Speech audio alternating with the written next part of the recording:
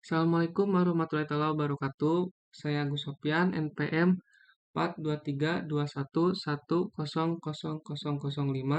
jurusan Perdagangan Internasional. Di sini saya akan mempresentasikan mengenai hutan Indonesia dalam pengawasan Center for International Forest Research. Untuk materi yang pertama yaitu apa itu Center for International Forest Research? Merupakan suatu organisasi penelitian kehutanan secara internasional, di mana didirikan pada tahun 1993 oleh CGR atau Consultative Group on International Agricultural Research, di mana organisasi ini merupakan organisasi penelitian secara global untuk menjaga dan melestarikan hutan di dunia. SIPOR didirikan bertujuan dengan meningkatkan sistem pemanfaatan sumber daya alam hutan. SIPOR didirikan pada tahun 1993 yang dimana pemerintah Indonesia memberikan ketersediaannya untuk menjadi tuan rumah dalam pusat penelitian ini, di mana Indonesia menjadi tuan rumah ditandatangani pada tanggal 15 Mei 1993 oleh Menteri Luar Negeri Indonesia yaitu Ali Alatas sebagai Ketua Dewan Direksi. Kemudian pada saat yang sama pula kesepakatan ini ditandatangani oleh Menteri Kehutanan Indonesia yaitu Jamaluddin Soryo Hadikusumo. Kemudian perjanjian tersebut disetujui oleh Presiden pada tanggal 4 Agustus 1993, kemudian diberikan status internasional oleh PBB sebagai organisasi internasional yang sepenuhnya memiliki tanggung jawab penuh atas kehidupan hutan dan menjaga kehidupan hutan yang berpusat di Bogor, Indonesia. Pada saat ini, Direktur Umum SIPOR dipegang oleh Jeffrey Asayer dari Inggris. Kemudian program apa saja yang dijalankan SIPOR untuk menjaga kelestarian hutan? Yang pertama itu ada reformasi terunial hutan. Reformasi terunial hutan ini merupakan perubahan bentuk asli pengelolaan hutan yang berfokus pada pengelolaan hutan dengan adanya atau campur tangan dari masyarakat di sekitar area hutan. Dengan melibatkan masyarakat dalam mengelola dan meningkatkan kelestarian hutan ini akan menciptakan lingkungan yang nyaman dan menjadi pemanfaatan yang lebih baik dalam area hutan.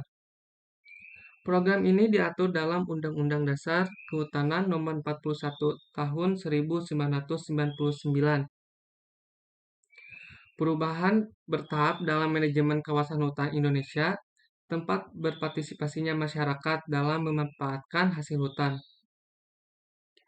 Kemudian yang kedua ada PLT dan SFM, di mana yang pertama PLT itu yaitu Plantation Forest on the Grid, di mana program yang dikembangkan dengan bertujuan memanfaatkan teknologi yang ada untuk memanfaatkan lahan di sekitar area hutan, guna untuk menciptakan keuntungan yang secara tidak merusak hutan.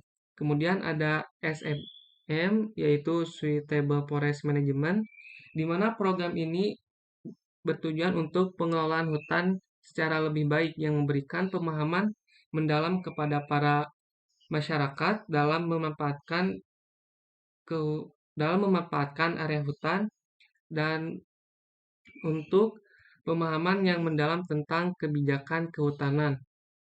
Kemudian yang terakhir ada program perhutanan sosial, yaitu merupakan salah satu program prioritas nasional pada sasaran pembangunan sektor unggulan kehutanan, di mana dirancang dengan teknologi rakit pembangunan yang dikenal dengan RPJM, yaitu Rencana Pembangunan Jangka Menengah, yang ditetapkan oleh Perhutanan Sosial sebagai salah satu program prioritas pengentas kemiskinan.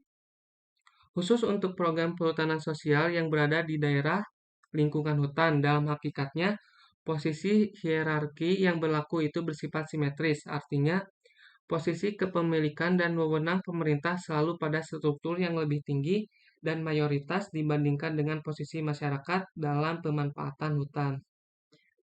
Kemudian, upaya SIPO dalam mengatasi kebakaran hutan di Indonesia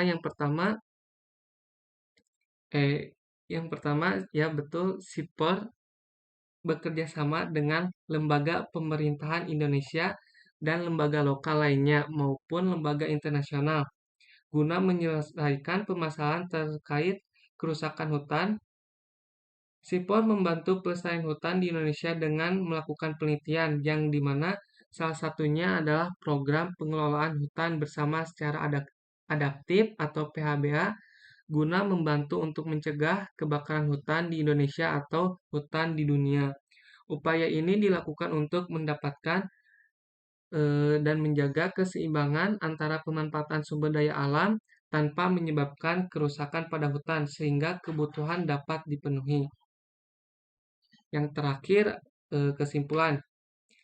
Indonesia merupakan negara yang memiliki jumlah kekayaan alamnya yang melimpah dengan keseimbangan keanekaragaman hayati, salah satunya flora dan fauna, di mana hutan sebagai tempat dan titik lahirnya kehidupan. Dalam tatanan sistem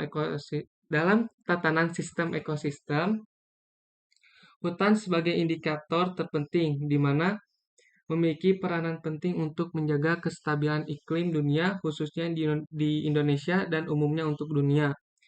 Kekayaan yang melimpah seperti hasil hutan kayu yang dapat dimanfaatkan sebaik mungkin untuk memenuhi kebutuhan kelangsungan hidup. Dengan terbentuknya CIPOR atau Center for International Forest Research, dianggap penting mengingat kebutuhan dasar dan kesejahteraan jutaan orang di seluruh dunia sangat bergantung pada sumber daya hutan. Sekian presentasi dari saya. Mohon maaf apabila ada kekurangan. Sekian dan terima kasih.